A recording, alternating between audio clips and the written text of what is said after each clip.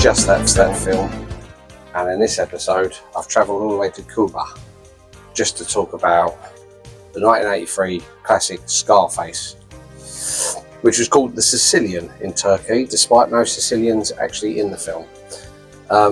It's a remake of the old movie Scarface, which, sorry Mike, isn't as good as this one. It's directed by Brian De Palma, who was actually married to Nancy Allen at the time, and they divorced when he refused to cast her in it. He also directed Carrie, Mission Impossible, Raising Cain. It's written by Oliver Stone, who a director in his own right, known for JFK, Natural Born Killers, Platoon. He was actually combating a huge cocaine habit at the time, and I don't know how much this film would have helped him recover. The film stars Al Pacino, who of course is in Heat and Dog Day Afternoon, and this was actually one of his favourite characters he ever played, was Tony Montana. You've got Steve Bauer, who was in Breaking Bad and Primal Fear. He's actually the only real-life Cuban in the main cast.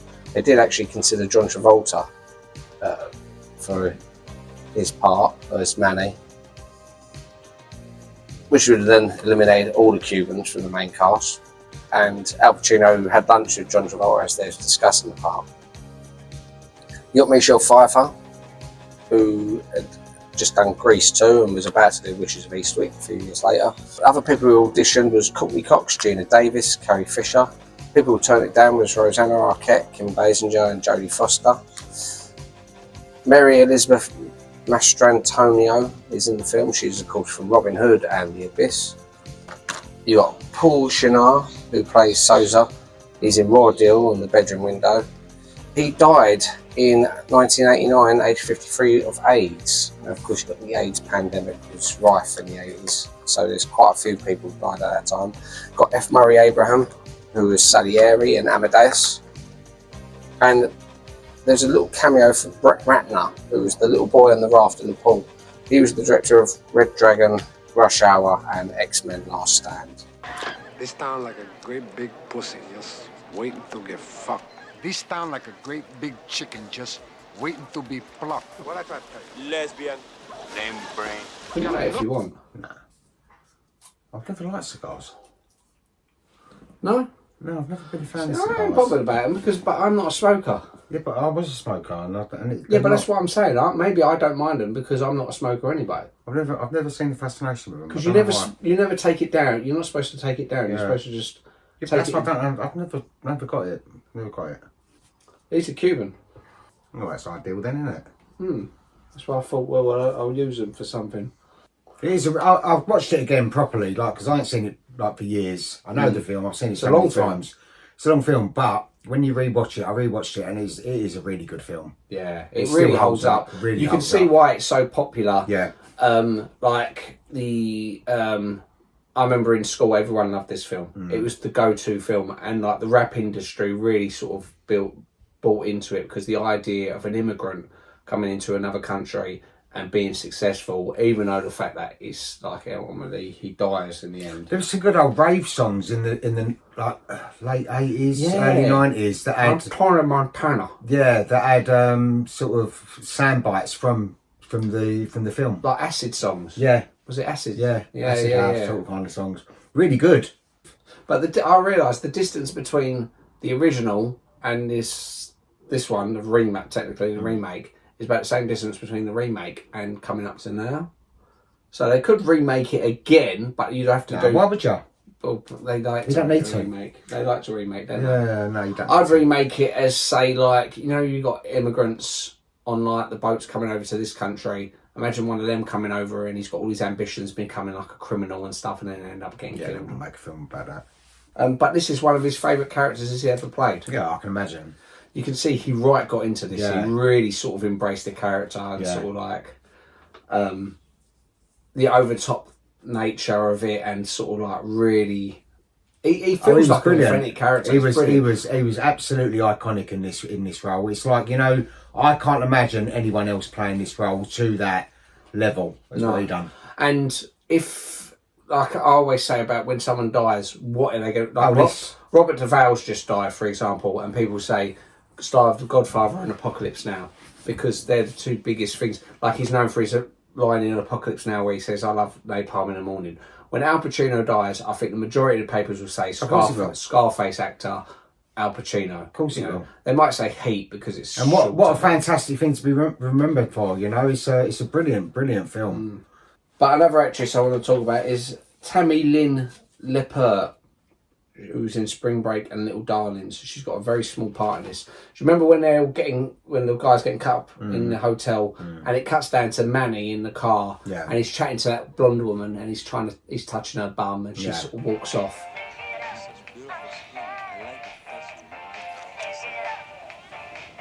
I like the way I don't know what I was supposed to do today.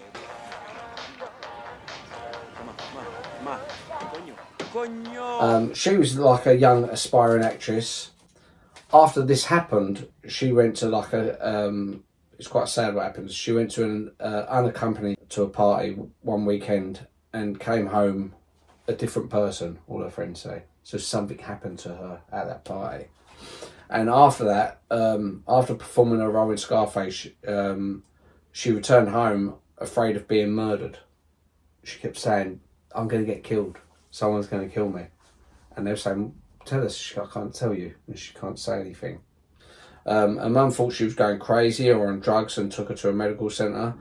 And after 72 hours, she got the all clear. Then July 6th, 1983 in Florida, had an argument with her friend who left her in the car park without shoes or money. And she was never seen again. And she was just 18. Really? What, never found? Never found. She's 18 years old. See, scary things like that. Like, you think, like, basically, you know, all these dark things you hear about going on with the elite and stuff like that, and sex trafficking and Epstein files and everything. And you know, you just don't like to think of things like that, do you? But you think that poor girl, 18. 18's baby. It is. I mean, I know you're a woman, but you're not. You're a child still. You're a child in a woman's body. Well, this is it. It's like those. You're growing up still. You're still learning. You're still vulnerable. You're still innocent. You're still impressionable. Well, see, like Lily is 18, but I think she's more like 15. Yeah, she's still young. Yeah, you know, no offense to Lily at all. I think mentally she's a very intelligent girl. Yeah. She's more intelligent than me, but I think that's comes with life experience. I think a lot of the time. But then you also find some girls, I know girls when they was like 15, and it's not just physical, but say like they have like big breasts, big bum and everything, and they was very sort of sexually aware, and they was aware of the world, and they was sort of, it's like they'd come into their own. And then you'll find someone who's early 20s, and she still seems like a little child. Yeah. There's no hard and fast rule for it, but you still think 18 is still incredibly young, even if you have matured early. Yeah, she's still a child, basically. I feel like they're all 18, aren't they? All like the three, Lily, Albie, Ben. But they're just finding their way in the world. They're actually just sort of stepping out into it. Yeah. Yeah, but yeah, especially if she's like, as I say, pretty young girl, and there's all these big sort of predators. Yeah. Around. You don't know what this party was and who was at this party and whatever. No, but this is it. It's obviously a Hollywood party kind of thing. Someone may be trying something, or someone threatening it, or maybe she saw something. You like to think of people getting their comeuppance with things like this, because there's so much of this goes on, and there's so many sort of question marks hanging over a lot of people's heads, and like it seems like a lot of people just get away with it, and it's so blatant, and so many people, especially with social media, like they know about so much stuff, but things are always brushed under the carpet. It's like people go, conspiracy theorists all the time. Like no one wants to admit that their celebrity that they love might be capable of doing these kind of things. But, you know, unfortunately, there's people like that in the world. Yeah, but I mean, I know loads of people it'll sort of go, oh, today the world's the worst it's ever been. I don't think it is. I think it's the same. It's just it's highlighted more because of social media. Yeah, but I think things are more exposed now. You do find out more about people doing things, and things are exposed, and they're desperately holding on to these Epstein files. They're desperately trying to distract, thinking because where it's such a sort of time bomb waiting to explode. And I think it's good that these people are now, especially people in the limelight, because like as recent as 10 years ago, they would have been in situations, you become a little bit famous and someone goes, do you want to come here? Do you want to do these drugs? Do you want to fuck this person?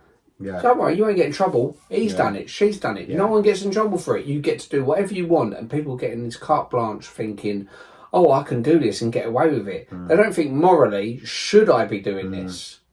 Because this is the problem nowadays, is people don't think they're untouchable. People do think they're untouchable. Yeah. People think it's like if money's left on the side in someone's house and you think, well, there's loads of people just walk past it, I could pick it up and they wouldn't know who took it. Yeah. Doesn't mean you should pick it up and take it. No. You should think morally, would it sit right with you? Even if you knew the very next person behind you is going to pick it up and take it. You got to, and this is the problem with people. Some people don't have a moral compass. But yeah, this is a great film. I love Scarface. This is one that's, since we started the podcast, I always thought, well, eventually we're going to do Scarface.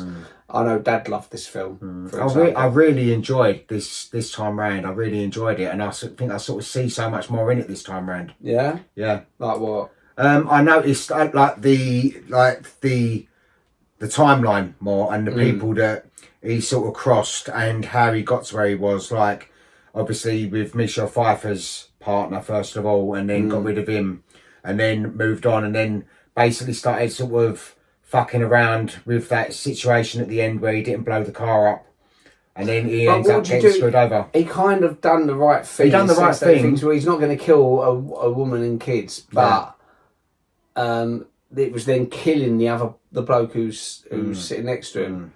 Who was... Yeah, he was a loose cannon. Yeah. He was a loose cannon, and he had to be sort of taken down at that point, I think. Yeah. But the way that everyone else gets destroyed through him. I mean, the amount of cocaine in this film, if you said to when he's someone... putting his head in it, the big pile of it. Yeah. It's I mean, it's over the top, but at the same time, you think, well, it's sort of... Yeah. You could imagine it. Yeah. He would be doing that. Because of the power of it. De Palma's first cut was actually given an X rating by the MPAA. He made some cuts and still had an X rating, saying like Octavia the Clown was shot too much. Remember that big sort of fat clown weird thing. And after a third cut was still given an X rating, so he arranged a meeting with the MPAA and brought narcotics experts in who testified that the film's authenticity and how it was an anti-drug movie. The MPAA relented and gave it an R rating. De Palma then argued that if the third cut was given an R, then the first cut should be an R, and they rejected the appeal. They said no, it shouldn't be. So then what De Palma done, he figured, well, they wouldn't notice anyway, and he released the first cut of the film, and he confessed to this years later. So the cut we got was the very first cut, so it's almost like the director's cut. Oh, okay. So this is why the reason they was able to get so much drugs and violence and stuff is simply because he said to the people who the broad classification. Yeah, he said to them, yeah, this is the one that's edited, and just gave them the original one, and they didn't notice. There was longer scenes. Like the scene where he kills his mate was a lot more graphic. There was a lot more dialogue with like Michelle Pfeiffer. There was a lot more sort of like their relationship. There was I think more extended scenes in the clubs and a lot more violence, and also getting to know John Travolta and Manny earlier on. John Travolta, Al Pacino and Manny and Tony Montana and Manny, at the beginning. So there was lots of cuts just to basically, some of it was to thin it out a bit, to sort of speed it up a bit, but some was to. But it's still pretty much a 3-hour film. Yeah, but it doesn't feel like a 3-hour film. No. Whenever I watched it, I always felt it goes quite quickly. Good pace, very good pace. When it was re-released in cinemas in 2003, the studio wanted De Palma to change the soundtrack to the rap songs that the film inspired, he told them to fuck off. Yeah. Why? Just leave it. The cocaine was powdered milk. In 2015, Pacino said his nose had never been the same afterwards. I can Snorted imagine. all the powder. And also Michelle Pfeiffer, she's non-stop sniffing it all the time. What did we use in Horrible Love for cocaine? Glucose, I think. Glucose, it was. Glucose. What was that like? It was sticky in your nose. Oh, you know his sister Gina. Yeah. The first time you actually see her is before you properly see her. Is by the pool. Do you remember? There's a bit where Manny and Tony are sitting by the pool, and Manny's like, "Oh, look at her, she's really hot." Look at that. Look, you're missing all the sights. That's what you're doing. We're missing the action. Oye, sabrosura. You want to have some ice cream with my friend of me? Get lost, And, grease. oh, you're missing all this action. That's Gina walking past. Oh, is it? Yeah, that's Tony's sister, but he doesn't know because he's not paying attention. He doesn't notice her. Oh, okay. I didn't know that. There was a lady called Lana Clarkson who was an extra in the club shootout. So you know when the clown gets shot. 20 years later, she would be shot dead by Phil Spector. Oh, okay. Yeah, apparently his Al Pacino's accent was quite controversial, but as time went on, he like lent into it more, you know, and it's now part of it. I mean, I think because he was a little bit over the top. Yeah, I've seen it sort of imitated. The most notable thing for me was WWF wrestling. There was a character called Razor Ramon, who was obviously meant to be. He was like this big sort of. I don't know if he was meant to be Cuban. He had a toothpick in his mouth, and he used to talk exactly like Al Pacino in Scarface. It's quite caricature, but it works. It works perfectly. It's like it just makes it seem like he comes from a really sort of rough area. Yeah. Of Cuba, you know, it's like he's very broken English, sort of like he's got his Cuban roots more. I don't see it as a bad thing, but apparently it was sort of. I suppose people from the area would notice more. You know, it's like us with East London accents. I remember watching a Green Street or something, and the bloke's doing a Cockney accent, and I couldn't watch the film because it's ridiculous. And yet you watch ID. Yeah. And I felt the accents in ID were more authentic because they wasn't going over the top, and they was sort of like, you thought, oh, I've heard people talk sort of like that. Because we're Cockneys, but we don't sound like Danny Dyer. No. You know, we sound like authentic. Most people don't sound like Danny Dyer. No, we sound like authentic Cockneys. Yeah. He's more of a Mockney, really. It features 207 uses of the F word, which works out about every 1.21 per minute. But you know what beat that record, don't you? My Horrible Love. Yeah. And not on purpose, it just happened to be. Yeah. Apparently, it was never explained the scar on Tony Montana's face, but Al Pacino came up with an idea that it happened when he was a teenager in a fight. Oh, okay. In the final shootout, Al Pacino grabs the gun by the barrel, and although only blanks were used, his hand was badly burnt, and production had to be shut down for a few weeks. Really? So when he says hello to my little friend, it's brilliant. That end shootout is fantastic, isn't it? Yeah, that's brilliant. I love that statue. You know, the world is yours. Because that's from the original as well. In the original one, it has that. The world is yours. Yeah, I love that. I think it's just and it's just like, and the music's iconic. You know, it's like I think it's brilliant. I love the score too. Brilliant score in this one. I actually had it on for some reason. I had it on my Halloween playlist. The opening score. It's got a bit of an eeriness to it. But I love that 80s synth. You know, you got. Remember, like you saying about in Twin Peaks. What is it? Her song.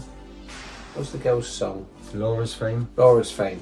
I was listening to that even last night. So I've never seen Twin Peaks, but I like that song. Yeah, I think it's something about the 80s, the synth in the 80s, when you keep it really simple, it can sort of really pierce your soul almost. And Scarface does it excellently. I love the music in Scarface. You got there's a Debbie Harry sings a song, doesn't it? Yeah, Rush. Rush, yeah.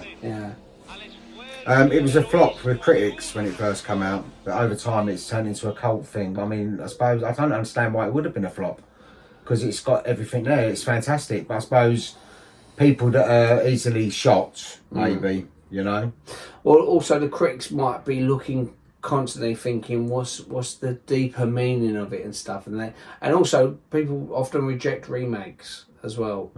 And like I said, when I told Mike I was doing Scarface, he went, "Oh, well, the original's better," which, okay, your opinion is you prefer the original. This one scores higher on IMDb, but only slightly. The thing is, I think this resonated loads with more people, because especially at the time, you didn't have as graphic a film as this. I love Goodfellas, for example, but this is more graphic than Goodfellas. This is really goes hard with the drugs, hard with the violence, like the bloke getting cut by a chainsaw. In that, you just think that the terror on that bloke's face, and Tony Montana standing up to the guy, just seeing his bloke get cut with a chainsaw, and then they hold it to him, and he just says "fuck you" and spits in their face. Yeah. You can see why he was an inspiration, especially to like young rebellious people who think, yeah, he's the man. He's the one who doesn't give a shit. He's not scared of anyone, because he isn't really scared of anyone. He's not scared of Soze. Like that scene where he's sort of arguing with the phone and stuff. Oh, fuck you, I've done this. And that's his downfall, because he doesn't know when to sort of stop. He doesn't know when to toe the line. Like he had it all. He should have just basically sort of calmed down, and he would have had it all, you know. But he just wanted more and wanted to carry on, and there's no end to it, is there? It's the power thing. And you know, the woman who played his mum, she was actually only 4 years older than him. In real life. Yeah.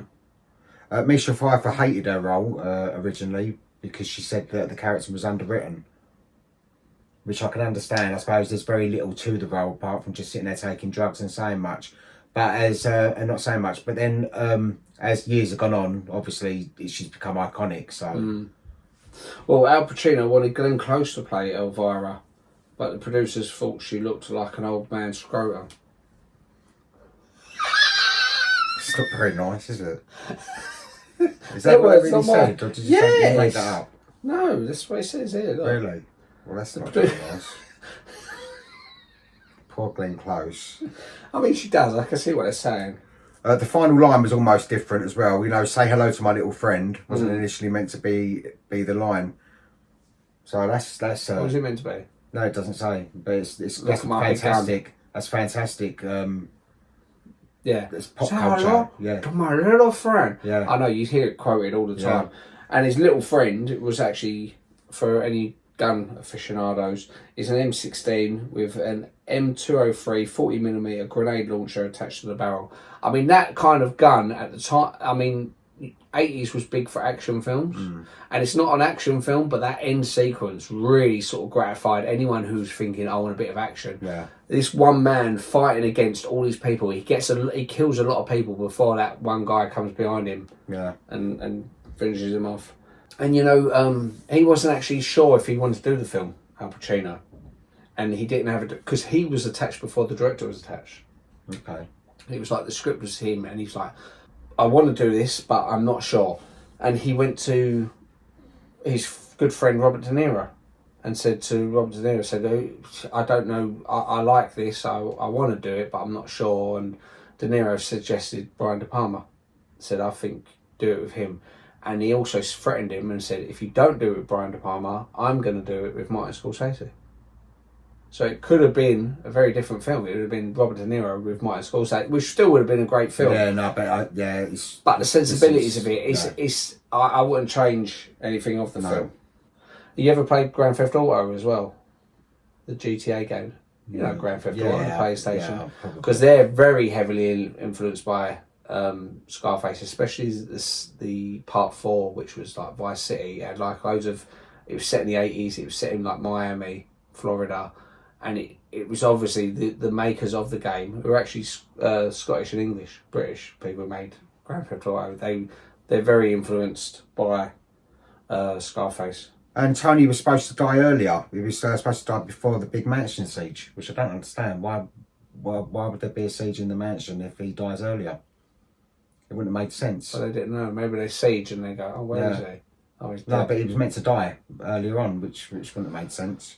And it also avoids subtitles on purpose, which I'm glad, because you don't want subtitles up all the time. No. But you know that there's, obviously, when did you watch it? The other day. Yeah. where have you got that bit at the end? Do you remember there's the bit with a bloke shooting a grappling hook? He shoots a grappling hook and gets up. That one little sequence, that little shot there, was actually directed by Steven Spielberg, who was visiting at the time. Okay. They said, yeah, I'll direct a bit. Okay, we'll do this. I like the way that they all sort of stick their bits in. Yeah. And Eddie Murphy actually told Al Pacino that this was his favourite film. And Snoop Dogg also, Snoop Doggy Dogg, watches it once a month. Oh, it's a classic film. It's a huge influence on rap music, the rap music genre in particular, because it sort of resonates with them in particular, because you have loads of African Americans, for example, who feel they feel a little bit on the outside. Even though they're American, they feel a little bit on the outside and they think, oh yeah, he knows what we're going through, Tony Montana. And they also think about money and bitches and whatever, and they think, yeah, this is exactly what we're talking about. Missing the point that the bloke is his own undoing. Frank Lopez is deliberately dull. He's written as soft and outdated, so Tony feels like the new reckless evolution of crime. That's Michelle Pfeiffer's first fella. Because he is a bit like... And even she's sort of like very dismissive of him. Yeah.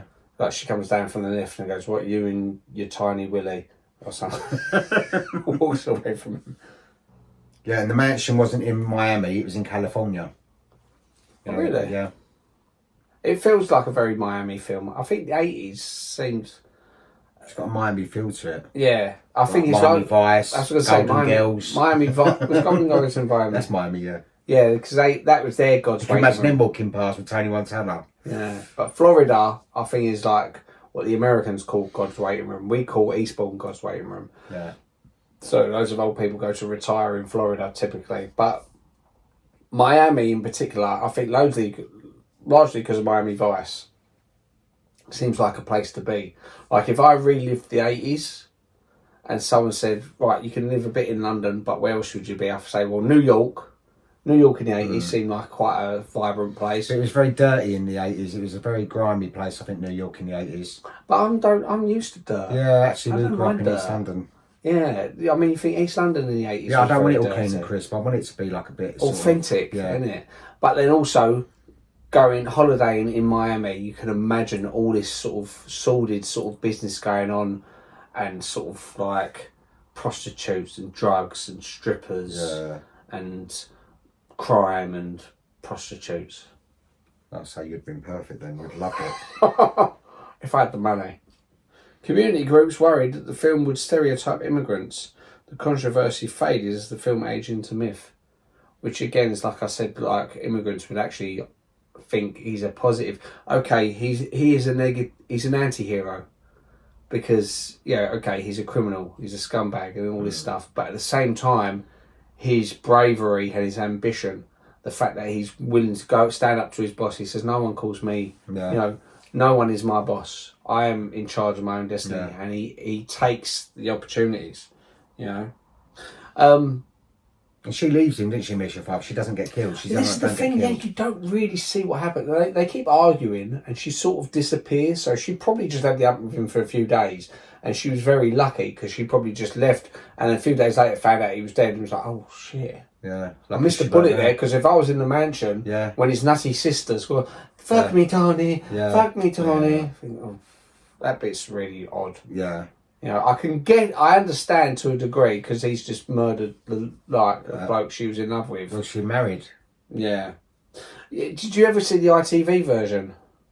No. It's notorious because of how badly dubbed it is. ITV, they done it with RoboCop and they done it with Scarface as well. You got a look in your eye like you haven't been fucked in a year. Hey, Jose. Who I, when, and how I fuck is none of your business, okay? Now you're talking to me, baby. That I like. You got a look in your eye like you haven't been touched in a year. Hey, Jose. Or whatever your name is. Who, when, why, and how I make it is none of your business. Now you're talking to me, baby. That I like. I catch you here again.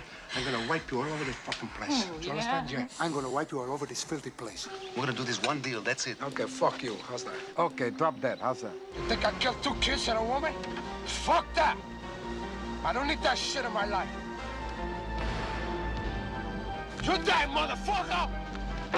You think I killed 2 kids and a woman? Not that. I don't need that stuff in my life. You die, butcher! And I'll stick a couple of clips in it. It's laughable because you watch it and they just take out all the swear words and just put really sort of funny words in it, you know. It's ridiculous, isn't it? I love the red in it. I love his mansion. It's very sort of, it's so iconic. You know, like all the red walls and the gold, and I think the colour scheme in general in this, it is such an authentic 80s feel to it. I love, also there's that montage right in the middle of the film, because you don't really see him smile that much or laugh, but then you see that montage, it's got take it to the limit, and he's sort of laughing as all the money's counted, and you see the tiger. You see him get married. You see, and all the money coming in, and then you see Manny and his sister sort of smiling at each other and stuff. It's a very typical sort of 80s feel. It feels right for this film though. Yeah. You don't sort of begrudge, you don't go, oh, this cheesy kind of thing. It works so well. It works so well. Yeah. I think this, as I said, I think this will be, people will always mention Godfather, maybe Dog Day Afternoon, Heat. No, this will be the one that people go, when he dies, and goes, he was great in Scarface. Yeah, Tony Montana. Right, the IMDb for this film was 8.3 out of 10. Yeah, okay, 8.3, that's good. Bad. I think that's about right. And Rotten Tomatoes, the critics gave it 78%, and the audience gave it 93%. Yeah. So, that's not bad. That's what I could have guessed. I should have said, shut up, let me guess. Yeah. I said it, go on, let me guess. I think the critics, 73%, something like that. No, you're wrong. Oh, okay. 26. Right. The budget for this film was $23.5 to $37 million. Yeah. And in the box office, it made $66.4 million. Good. But I think its impact went beyond that. Yeah. Because, it was relatively successful in the cinema, but I think it was, especially coming on TV and stuff. It's 43 years old now, and it's iconic. It's such an iconic film. Even, like as I say, I watched it the other day. It's got no hint of fading. There's nothing that you look and go, oh, it's going to be dated in a couple of years. It's in a little capsule of its own. And it's so visceral, it's so raw, it's so like, you think, it doesn't... So well acted, so well directed, so well choreographed. Everything about it, everything, the storyline, the scripts. And you know how you have these films which are obviously trying to get into lower ratings so more people could see everything. Right, well, let's not have so much violence here. No, this is before they worried about all that. No. This is when the passion was for the film, not what ticking boxes and not upsetting people. This is why this film will stand alone. No, it's great. Brilliant film. Yeah. And they were great together, Al Pacino and Michelle Pfeiffer. It'd be good if they'd done another film together. Well, it was funny that, because next week we're going to be doing the film Frankie and Johnny. Okay. Which is Michelle Pfeiffer and Al Pacino. Cool. So, so them two reunited. I think slightly different characters to what they play in this, but we'll see. I'll take your word for it. Yeah. Never seen it. But okay, so next week we've got Frankie, I'm about to say Frankie and Benny's then. That's the We're going to go Frankie and Benny's and review Frankie and Johnny's. Right. See you next week. What's the Frankie and Frankie and Benny's is Frankie and Johnny's. No, Frankie and Benny's is a restaurant. Frankie and Benny's. You're thinking Ben and Jerry's. Ben and Jerry's. No, it's all the same. We'll have a Ben and Jerry's at Frankie and Benny's and talk about Frankie and Johnny. Yeah. See you later. Bye-bye. Bye-bye.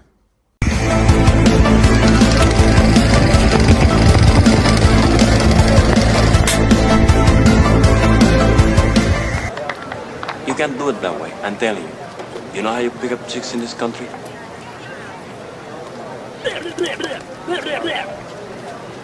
What the fuck was that? What you just did? That's it. That's what you do. That is disgusting. Watch. Ooh, look at that fucking thing. That looks like a lizard. Like a bug coming out of your mouth.